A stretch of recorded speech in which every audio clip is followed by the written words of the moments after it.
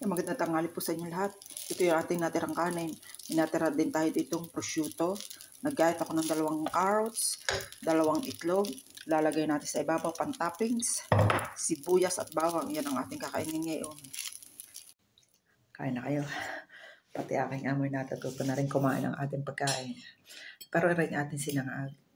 Hindi totaling sinangag na kagaya na sa ating matigas. Medyo malambot siya ng kaunti.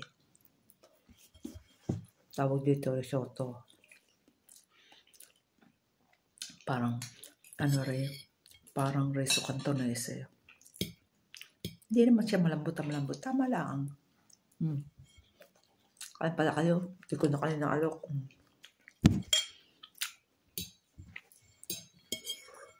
Piazza.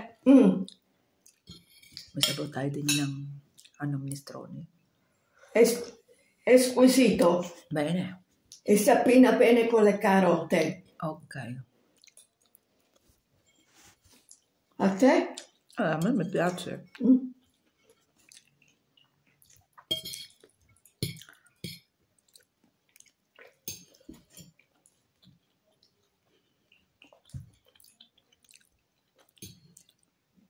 Itong ham na tira niya.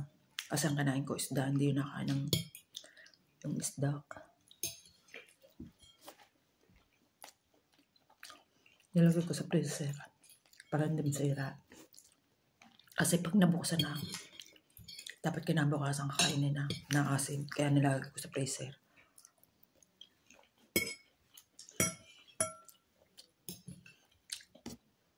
Pag gantong uuwi na, edi kailangan gawa ng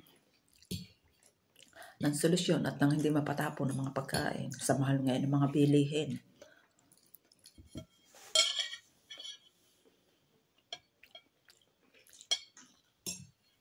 Ang kanya may tinapay pa.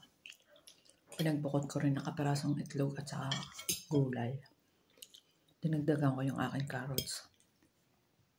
Para ko hindi lumuto na lumuto.